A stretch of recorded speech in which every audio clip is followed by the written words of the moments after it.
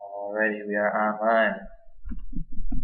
This is jrsiwek, reporting from the study room below my dorm, because I had to get some peace and quiet for Sociology 280, my final presentation for my paper.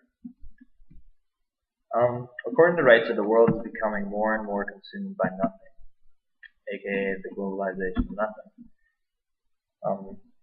Thus, the world is becoming less focused on stuff that actually matters, and more focused on the stuff that is easier to obtain and less stressful.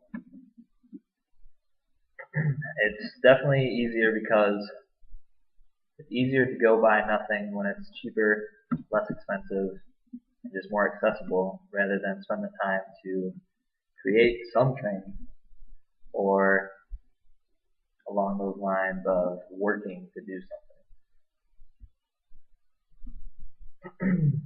So my question to you, is there places on the globe that are still untouched by the globalization of nothing? This brings me to my presentation topic, which was on my cousin Rob and a small country in the Himalayas called Bhutan. I have a map of Bhutan. Since I couldn't do a slideshow, I have a couple of this is a map that shows Asia and Europe. Bhutan actually sits right in here. This is what the country looks like. Bhutan has a population of 2,300,000 people, located in between India and China, like I just showed. Formerly known as the Kingdom of Bhutan, it is known by the people, by the name of the Kingdom of the Land of the Thunder Dragon. It's called Druk Yul, I guess that's the correct pronunciation. Bhutanese. The capital city of Bhutan is called Thimphu. It sits at 7,000 feet above sea level, and there's something about Bhutan that is a very peculiar landscape. There's mountains, there's forests, and the vast majority of the country is unindustrialized. Also about the landscape, the people believe that their gods and spirits of their culture and religion reside within the landscape, and they are at peace with the landscape. So they place great emphasis on ecological preservation as well as appreciation of their environment. What makes this country different? For this, I was lucky enough to have a resource inside Bhutan. My cousin Rob. Rob was a normal college student, just like me, about 5 years ago, when he decided he didn't want to go to school anymore. He decided he wanted to pick up a knife and fork and go into the culinary arts. Chefhood was what he decided to pursue. So after going to culinary school, he got a job at the MGM Grand in Las Vegas, where he was an under chef for a couple of years.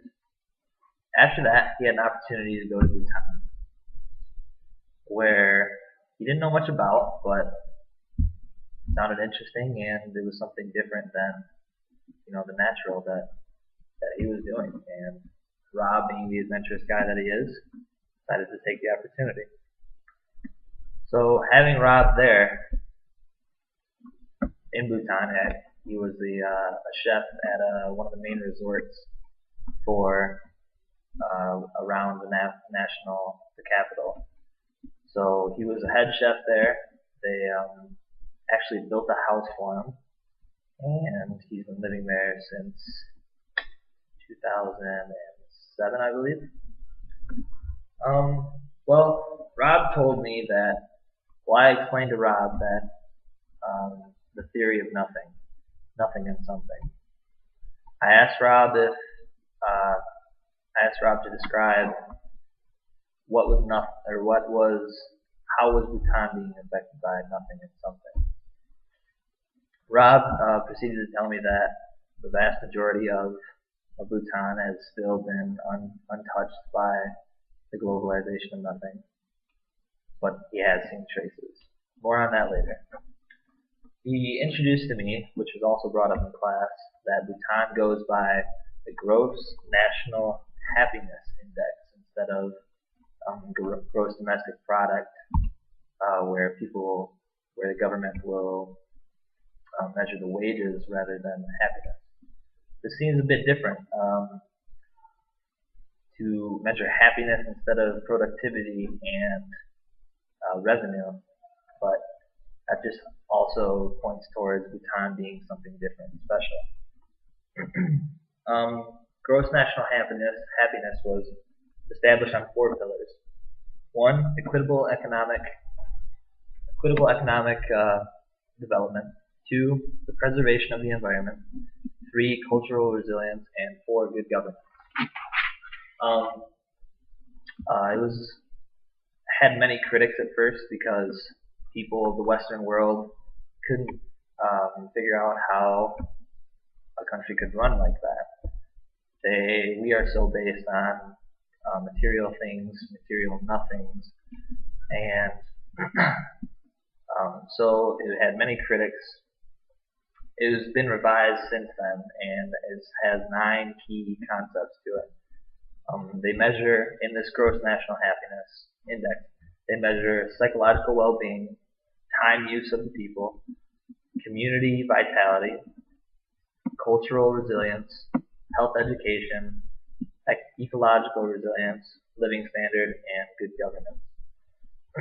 This shows an emphasis as a country on the something aspect of the rights or continuum. Nothing, of course, would be focusing on how much money a person makes or what they do with that money. This is just another indicator of how Bhutan is something special. Rob was thrown into this culture where people legitimately cared. He told me how he was surprised that they would go out of their way to make something for you, to do something for you, and ask nothing in return. Being American, this is something new to us. Whenever somebody does something for you, you're always thinking, what's the catch? What do I have to do for you?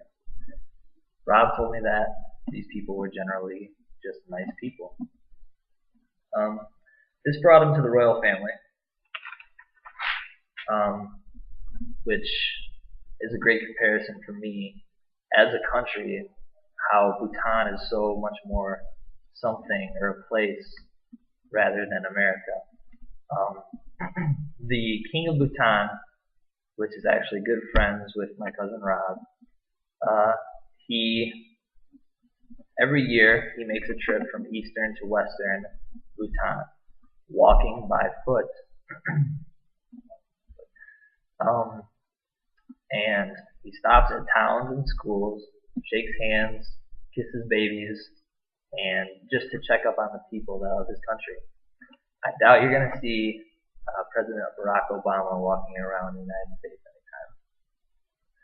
anytime. This shows an emphasis by the king on focusing on what means something in Bhutan rather than the nothing aspect. Rob, then after 2 years at this resort where he didn't have TV, sometimes running water, basically no connection to the real world as we know it, he told me that he felt alive for the first time. I can understand this, but most people would be like, how can you survive without your cell phone and Facebook? Rob then realized that the some things in his life had become predominant. He was then transferred to Thimphu, the national capital, and he realized just how much Thimphu was being affected by globalization and nothing. People were people were being affected by cell phones, iPods, and putting statuses as to wealth and nothing that people own. After this, Rob told me that he realized just how powerful Americanization was, and he couldn't deal with it, so he decided to go back to the old resort and stay away from the nothings of the world. So this is my presentation on how Bhutan is a country that is still focused on something rather than Americanization and nothing. Unfortunately, it doesn't seem as though Bhutan can, or any place for that matter, can withstand it forever. But hopefully they can. They keep their values and live their lives on something rather than nothing. Thank you.